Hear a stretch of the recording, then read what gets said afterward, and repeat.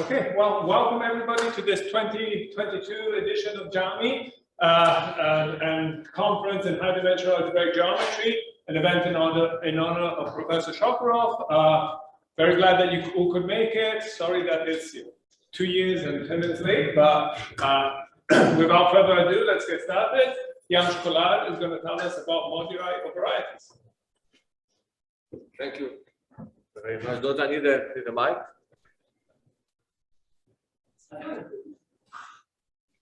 Okay, I'm usually. It should be on podium somewhere. Well, I mean. Oh. Okay. Well, I think people who listen or who don't listen maybe can send an email if I need to change something. Yeah. One of the organizers. Okay. Well, thank you very much. Actually, it's a pretty strange feeling being here. There are several people here I met sometime 40 years ago. I think in a long time. They Seems to be 30, not 40. 30. Well, actually, I believe I met you in 1981 in Moscow. So that's more than 40. Yes. That's actually surprising. I suppose this conference in 91. Well, yes. So anyhow, there are several people. I'm happy that Miles is also here. Yes, and Maury is missing from the old crowd. And is he coming? Well, yeah. So, I think I would like to tell you that this bike is here because I came down from Princeton this morning, but it's not the case.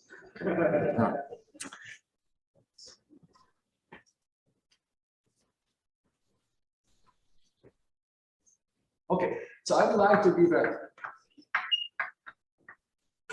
modular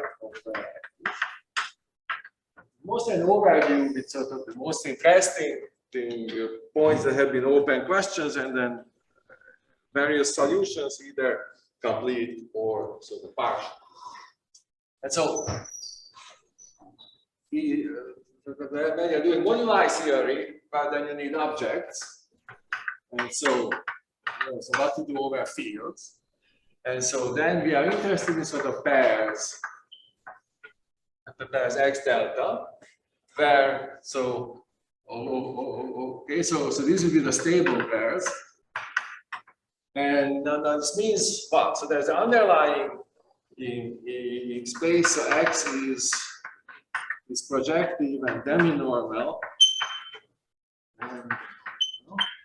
So already when you do moduli of curves, then saying just normal curves, which is the same as smooth curves, is not the right thing to do because you need to do a compactification. Okay, and so this means that you have to allow some curves with nodes. Okay, so then the demi-normal just means that in codimension one I allow nodes. Otherwise, you just follow whatever normal expect, and so that means that nodes. What? So then we can. The talk by Kollár. I can't say anything. Just his one. I'm sorry? He's writing something on the blackboard, but the camera is. What? Oh, Camera on the board. Well, it is visible actually, but it's not legible. So, okay. So I can do the center one. Well, no. It was visible, but it was too small, I think. Okay, so I think you try to focus on the center. Maybe I try to write everything on the center, then I have to erase more. Let's try to. Yeah, and so I think someone should put it in the middle that this one is actually optimized. Would you please put that this is optimized? And so as close as possible. Yeah, I think this is probably as good as we can get. Okay. And so now then there's an extra assumption that so what is the delta? This delta is a divisor. Okay, so it's a linear combination of a prime divisor. I will allow real coefficients. It will not be particularly important here whether it's rational or real. And I need that this pair X delta, that should be SLC, as a semi-log canonical. Now, again, this one will play very little role here. So if you don't know what it is, it's not important. Now, what's important? So you see, these are not normal. Wait, how long is the life? And so we have codimension one singularities, but the divisors should not be contained in the singular locus. Well, I think if you know that, stop listening. So okay, so the D are not contained in the singular locus of X. Maybe you need to suppose it's a Huh? Yes. So the AI larger than 0. Okay, good. And so that's the objects, they are not hard, and these have been clear for a long time. Now the question is, so which family is out these two elements? Okay.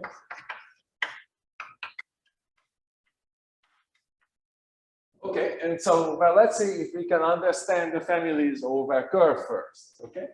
So, there I have this X delta, and let's say it just maps down to a smooth curve, or maybe a regular one-dimensional scheme, and so when is it allowed? Now, so sort of, then you would say that F should be flat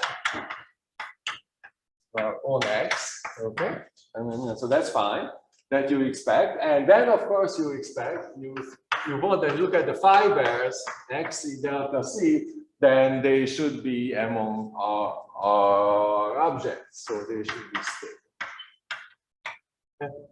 And now the first surprise of higher dimensional moduli theory is that these conditions are not enough. So they are okay for curves, but in higher dimensions they are not enough. So there are problems in dimension greater than 2. So don't worry, the fiber dimension. Actually, we will see that there are some problems already in dimension 1, but we get so even more problems when the dimension becomes at least. Okay. And so what are the problems? Well, and so the one question is, well, is 1 over n times n 1? Okay. And so what do I mean by this? Well, let's say that I think about the local version. So I just think, for instance, I just have A1 and I have a point X equals 0. Okay. Now, then you ask yourself, is this the same as I take A1 and then I take with coefficient 1 over n the point X to the n equals 0? Okay. And so normally you would think that you just identify this. I just wrote it the wrong way. And so that means that these two should be the same, okay? But then when you think about deformations of this, then of course you can write down the deformation of it, x to the n plus t to the n minus 2, x to the n minus 2 plus and so on, t0 equals 0. So this is your divisor divided by 1 over n. And so this is a completely decent deformation of it. In fact, so that this is the universal deformation space, has dimension n minus 1. And you see here n can be arbitrary. That if you do decide that then the deifications, then you run into this problem that your local deformation spaces end up infinite dimension, okay, which you don't want. And so this means that somehow so 1 over n times n should not be 1, at least not always, yeah. You know, so when we teach calculus, it is, but in higher maths, it is not always. And so this means that one solution of it is that you decide on the coefficients that you have here to start with. So that leads to the notion of the marking. And so I sort of fix my AIs, they come from a finite set, okay? And then I write my divisor delta as sum of AI DI, where the DIs, they are Z divisions. And so I do not assume that they are irreducible, but these are actually integer linear combinations of divisors. Now, so sometimes marking are unique. So, of course, the main case is that if all the AIs are larger than 1/2 and they are different from each other, then there's a unique way of actually writing delta like this. Because of the semi-low-canonical condition at the end, every prime divisor should appear in the sum with coefficient at most 1. So then it is unique. Okay, but for instance, if you are with coefficient 1, then you can have, so if these are the prime divisor, then it can have, and so if you allow 1/2, then there are 3 different markings. Okay. Okay, so these are sort of all different markings of a prime divisor if you allow coefficient 1/2. And so the smaller your AIs are, the more markings are, but only finitely many are possible. Okay. And so at least sort of this will take care of this bookkeeping problem then. That's sort of reasonably. Okay, now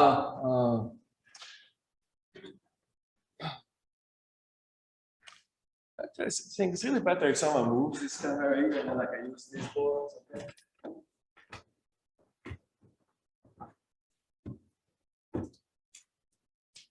Okay. Now, okay. So then, so here is the marking. Now, there's another problem that we had. I will come back to this later. So that you need the plus assumption. We will have some more examples about this why it is needed. So I need the relative canonical class plus delta is R class. And so because I R divisor, just think of Q every time I say it's R in this lecture. There will not be any significant difference for me. Okay, so in some sense, in one of the so the first thing that we learned, I believe from Miles, is that we have to that we can't just deal with smooth varieties. We have to deal with some singular varieties, and there the canonical class is not necessarily really Cartier. So if you look at the canonical models of surfaces, there the canonical class is Cartier, but sort of not starting with dimension 3. So in some sense, higher dimensions, the natural assumption is not that something is Cartier, but say a multiple of it is Cartier, but R Cartier is slightly more general. But that's this. Okay. And so now then let me illustrate this with an example. Again. Okay. So I just start with a A2 with coordinates x, y. It will be again sort of a local example. And mapping out to A1, y, and my divisor will be x equals. Okay.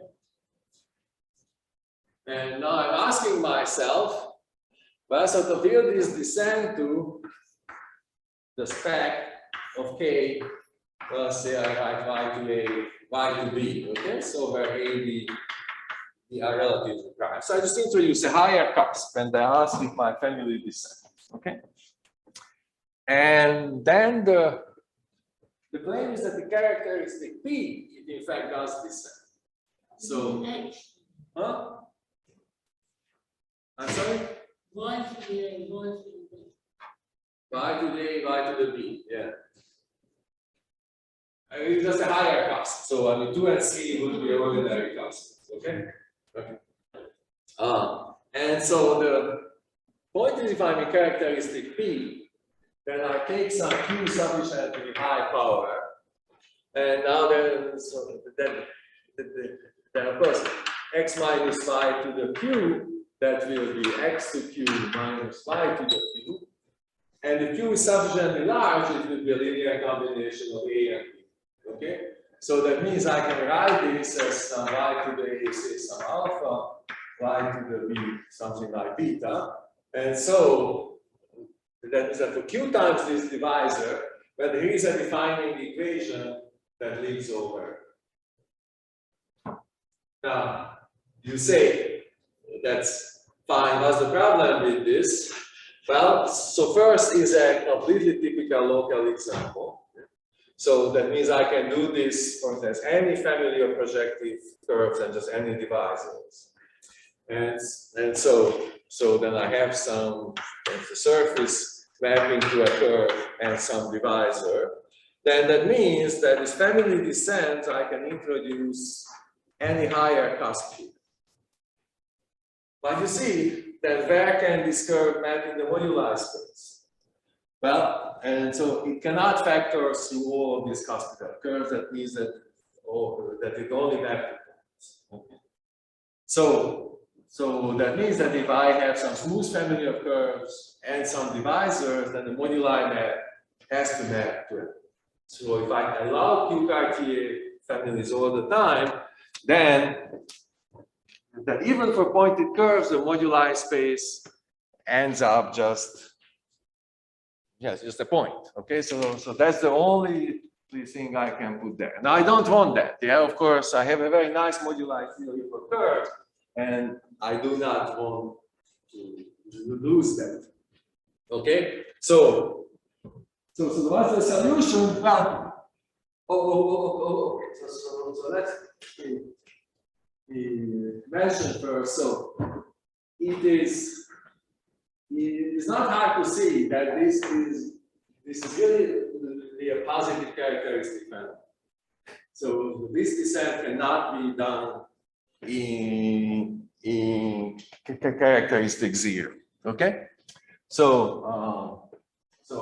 maybe here is the relevant theorem that sort of I urge you to prove. So let's assume x to s, say s is reduced and it's morphism smooth. Okay, and then I have some divisor here. And then that's a relative divisor. It does not contain any component of the fiber, which is Q Cartier. And so then in characteristic 0, this implies that okay,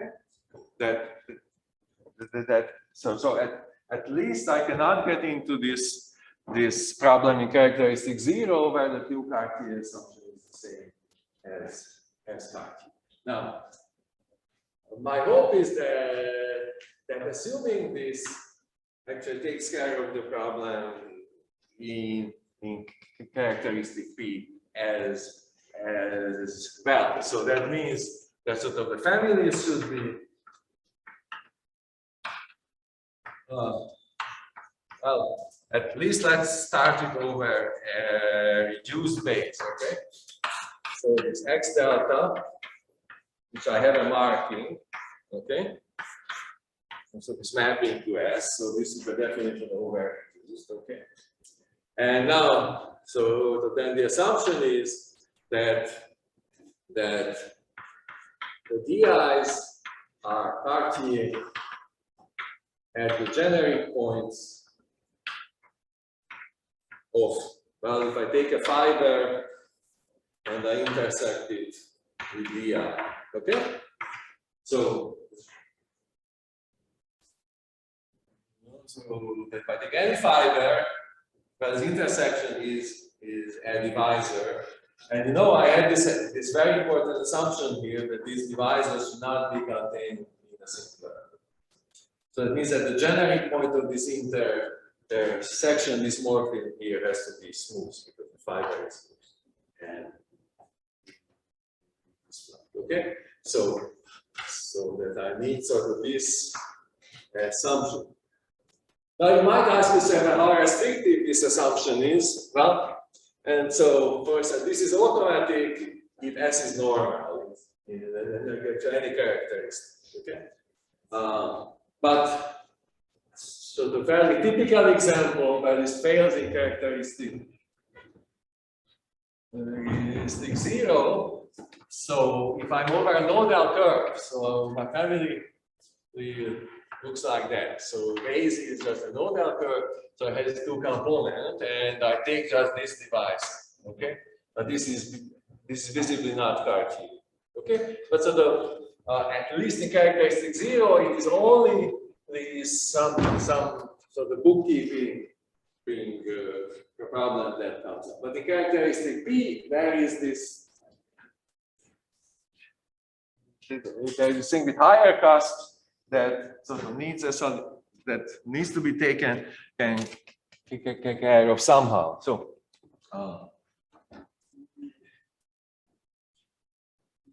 maybe this is a good place to say. So you know, I would like a theory that works over an arbitrary base, but so the most of the theorems that I know, they work only in characteristic 0. Now, the main culprits are, of course, resolution of singularities and the minimal model program. But there are some other issues here and there where there are some problems in characteristic P. So all I can do is to, at the moment, is to try to identify some problems and propose answers, but I can't actually prove that these answers they work very well. Okay. So what's the final answer example? When does it descend? Well, and so you know, so in characteristics P, it descends to any higher cost. Yeah. But in characteristic 0, well, so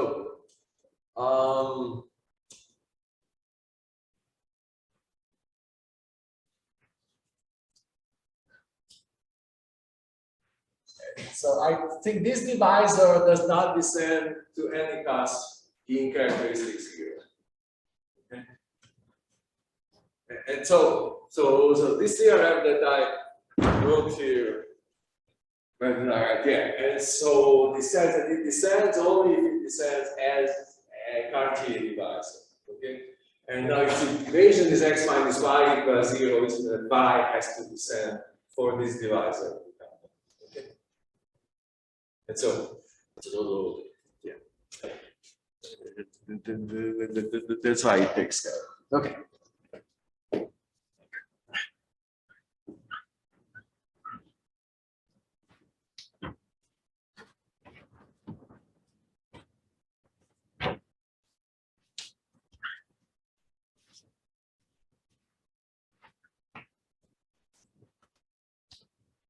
Okay, now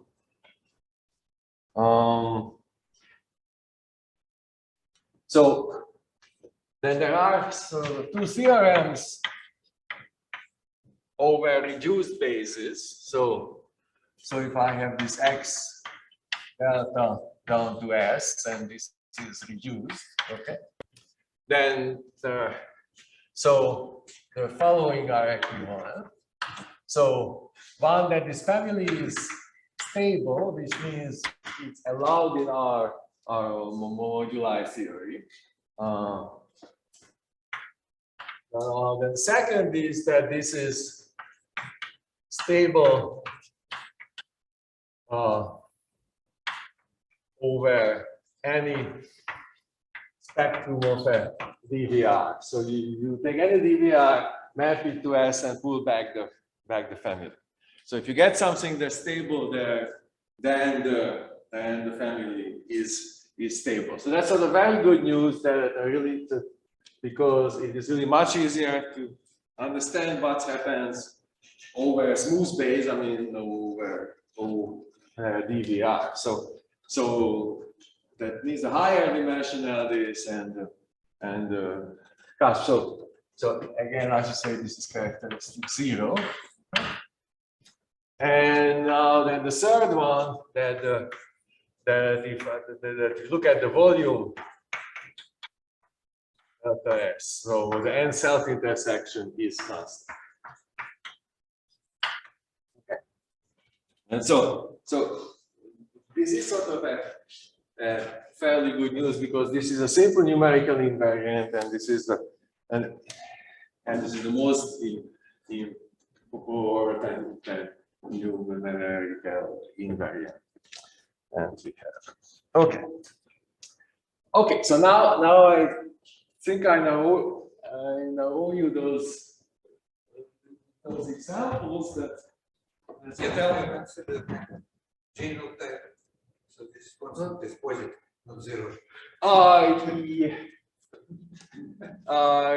Yes. So there is the assumption here that kx over s plus delta is relatively empty.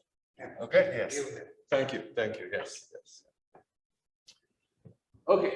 So what's the example? It's a very old example. I mean, so my guess is that Bertini knew about this. So our degree 4 surfaces 5. So these were classified by Bertini, and there are 2 basic examples. There's a Veronese. And then to indicate that there's an ample divisor. So it's a Veronese hyperplane section is just a conic. Okay. Now, then the other is P1 cross P2 embedded in a way that sort of one P1 becomes a conic, the other stays a line. So this is a P1 cross P1 embedded this way, and so here the hyperplane section is some the divisor of type 1, 2. So okay, so maybe indicate it as a and now, if you have any surface or any variety in Pn that can be deformed. Sorry, these are of course in P4. Wait, no, these are P5. And so they can be deformed to the cone over a hyperplane section. And so here I already gave you the hyperplane section. So then that will be the cone. So it will be the cone over the rational normal curve. Okay, and so there's a degree 4 rational normal curve in P4, and this will be the cone over it, and I have some deformation. Okay, and now you see this is a little bit singular, but it's mild singularity. So this is C2 portioned out by the group of order 4, and actually just maybe well, epsilon primitive force root of unity, there's a singularity. So that's okay. Also stable varieties. And then you can compute, of course, here the canonical class self-intersection is 9, we know. Here the canonical class is self-intersection 8. And you have to do a computation here, but here you get the k squared equals 9. It's a bit surprising. You would think as degree 4 plus cone, you would think you get something even. Okay. And so you see that we have this deformation. Now here the canonical class is not anti-ample, but it's very easy to take, for instance, ramified covers to get some examples where the canonical class is ample, and there is two deformations where the canonical class jumps. Now, so that theorem says that this deformation is okay in our moduli theory, but this deformation is not okay. Now, then there's another example. So this was changed a little bit by Hesed. So he says that, well, okay, so let's take now a divisor D. So then this will be, now I have no divisor so far, so I have this D here, and I add it here. Now when I deform it, so you know when I do the cone, then I get the cone over these 2 points, so I end up this one. Okay, so now what happened here? So you can compute here this a plus b squared equals 4, a plus b squared equals 4 here, and luckily you can compute a plus b squared equals 4. So now this means that the both deformations are allowed my moduli theory. Now this is completely fine, there's nothing wrong here. And now, okay, we should have saved the red for this, so maybe this will be now the orange alert. Okay. And so now what happens if instead of using this divisor with coefficient 1, I divide it into two halves. All right. Well, okay. Okay. And so now then here I have k plus 1 half d1 plus 1 half d2. And now what happens here? Well, and so if I get some parallel translations here, so this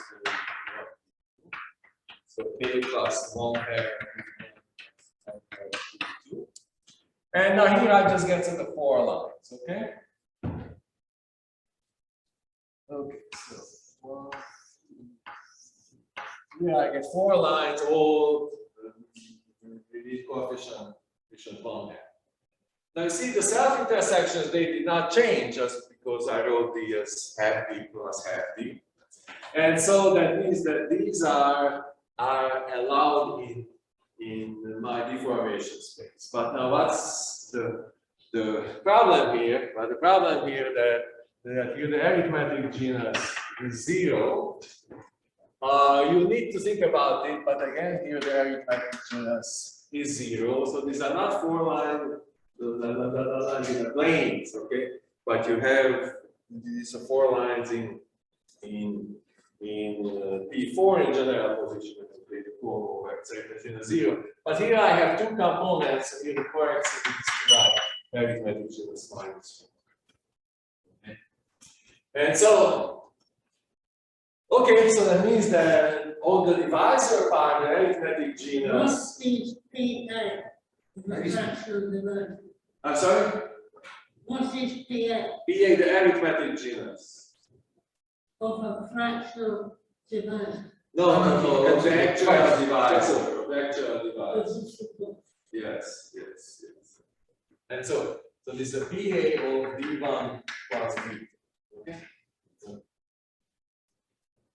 And so this means that at the divisor level, the deformation here is flat. But at the divisor level, the deformation here is not flat. Okay? And so I have avoided so far saying sort of what these DIs are. Yeah. I did the marking, I said they are generically Cartesian. But if I say they are not necessarily flat, then what are they?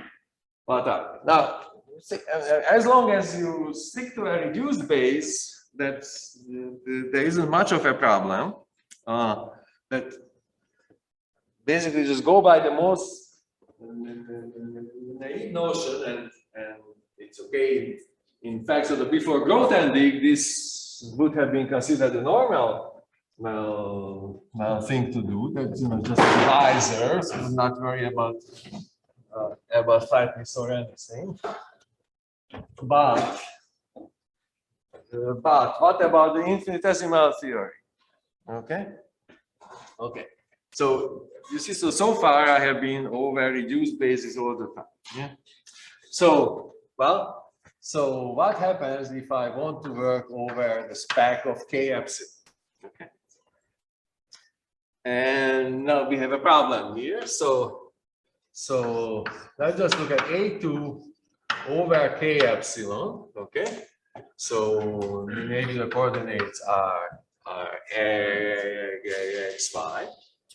And then in the special fiber, I just look at the divisor x equals 0. So the smooth, simplest possibility is that I have a smooth surface, only if I have a smooth curve.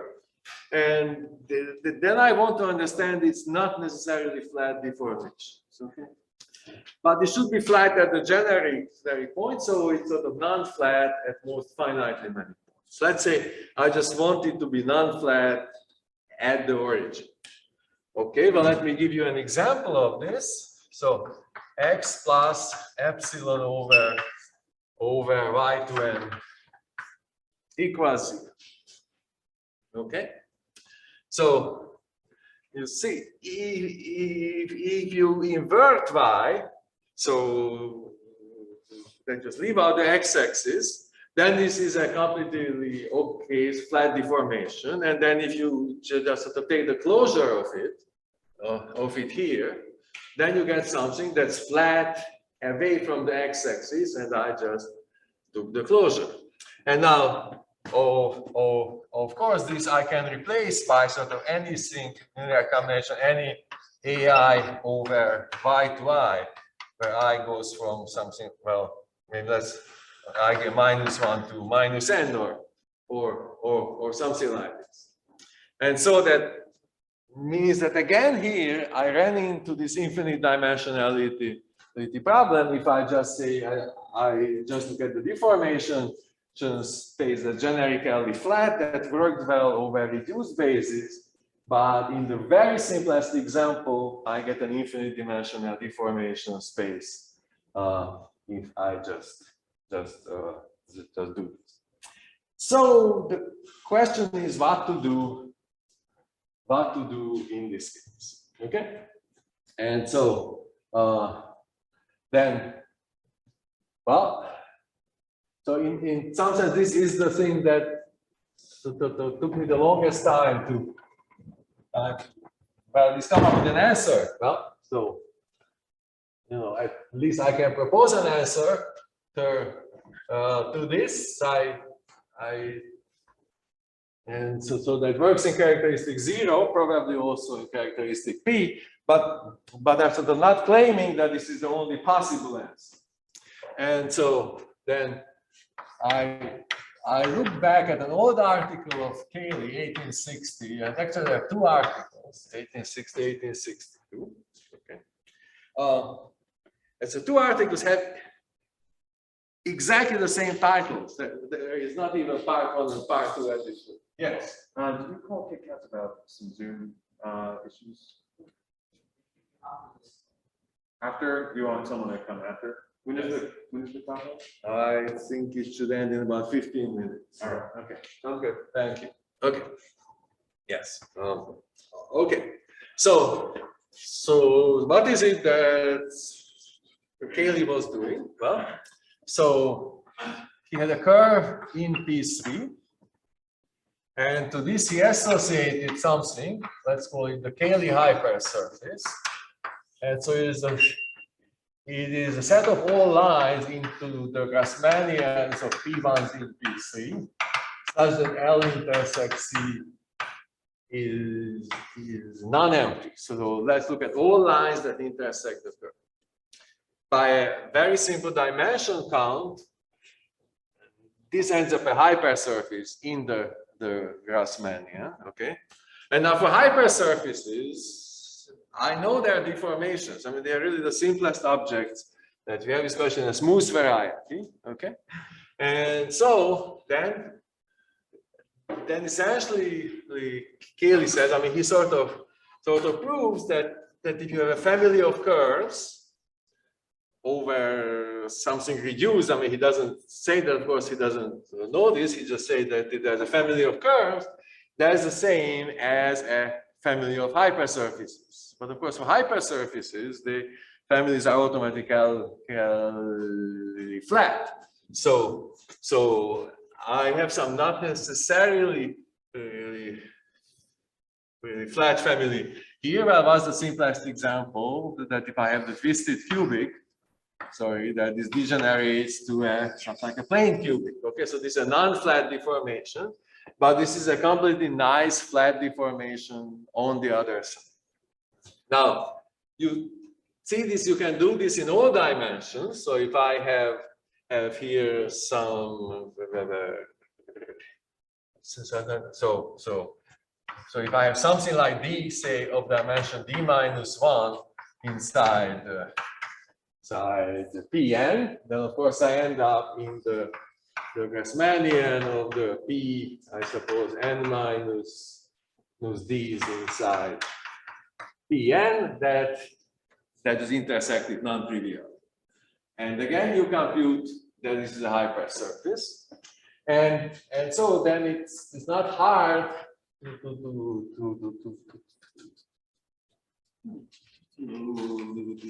develop a theory that sort of family of say cycles here, that's the same as a flat family of hypersurfaces. Now, this is one problem, that is correspondence, it cannot deal with multiplicity. Okay, so this goes wrong with multiplicity.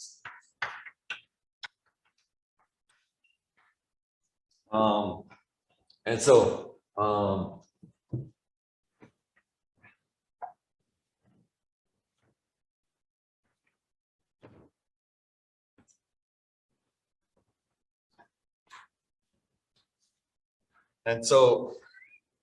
sort of what goes wrong. So for instance, if you have something like a double line inside P3, okay? Well, the point is that in sort of Cayley theory, you can write it as a limit in many different ways. You can have just two disjoint lines degenerating to it, or you can have a conic degenerating to it. And so that means that the Cayley theory, instead of seeing the double line, it just sees the second order infinitesimal neighborhood of the line. So it sort of sees all possible double lines, yeah? And so that as a scheme, it has length 3 at its generic point, not length 2, okay? So now, this is of course very bad for us, but what's the solution? Well, again, that Mumford conditions save us, because I'm interested in divisors that are contained in a particular one larger dimensional variety that is smooth along it, okay? So then if I just conclude that I come with some, say, multiplicity 3, if you have a variety and the divisor, if the variety is generically smooth, then there's a unique length 3 structure I can put there. So that means that this problem that actually I believe does not have a solution in sort of the general Cayley question when you're looking at sort of curves in P3. This has a solution, precisely the case that we have when you have some divisors that lie on a one larger dimensional variety, and we have this Mumford condition. So at least over the reduced basis, this works. But of course, reduced basis we already know, and so because of Cayley, I call this K flatness. Or C flatness. Okay. Now, and so, then of course the first suggestion would be that that if you are over an arbitrary base, for instance over K epsilon, then they just declare that C flatness gives you the S. Okay, that you just write down what this construction gives, and then you get something that looks like a family of divisors, and you say that something is C flat if that that construction gives you something that is actually flat. Now, it is possible that this works. Okay, I could not prove it. So the big problem is that well, so to do the scalar theory, you need a projective embedding. Okay, and I could not prove that the answer that comes out is independent of the projective embedding. So for us, a projective embedding is ultimately there, but any particular projective embedding is not natural. So somehow we should end up with a version of this that's independent of the projective embedding. So how to do that? Well, let's just think about this. It was here a little bit. So let's sort of fix a point, maybe P inside P3 minus C. And now let's look at all the lines that pass through P. So not the whole Grassmannian, just all the lines that pass through P. Okay, so now then if I intersect this with the Cayley hypersurface, then I have the line through P that also intersect my curve 3. But that's basically the same as the image of the curve under a projection from P. Okay, so in fact, you can think about the Cayley hypersurface as the packaging all possible projections of the curve into one variant. Okay, and so now and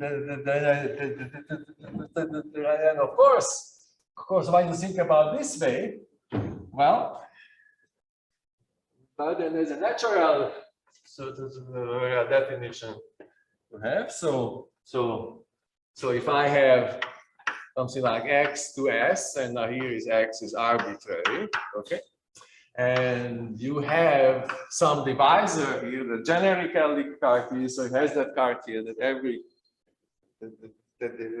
every fiber it's Cartier at the generic point, and say maybe this one is projective and flat and maybe relative dimension n. Okay, then I just say, well, let's say I just look at all projections of these two to P as n plus 1. Sorry, no, n. Okay. And then I just look at the image of these. So maybe let's call this pi. And then here I have the pi of d. And now I would like this to be flat.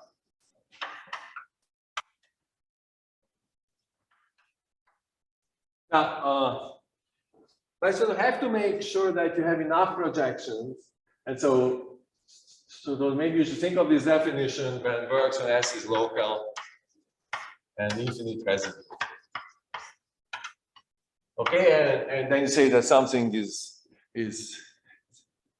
something has this property if it holds for all localization and possible residue field extensions. So they didn't hear C-flat. Just C-flat. Well, and so no, I mean here it's actually flat. You see, this actually hypersurface is something smooth. So I have something much stronger. I can understand actual flatness. Now I call this K flat. So you might notice that K is the first syllable of Kaylee. But I like that letter anyhow. So okay. And so well, okay, I think I have 2 minutes left. So maybe all I can say that, well, and so I think that this works. So on my website you can see a PDF version of my book on Moduli. So if you want to look at it, it's all there. I supposed to send the final version to the publisher sometime this summer. So this is pretty much the last chance for you to send me comments on it. I already got some very good comments from referees. I thank them very much. I assume most of them are here. Okay, well, thank you very much.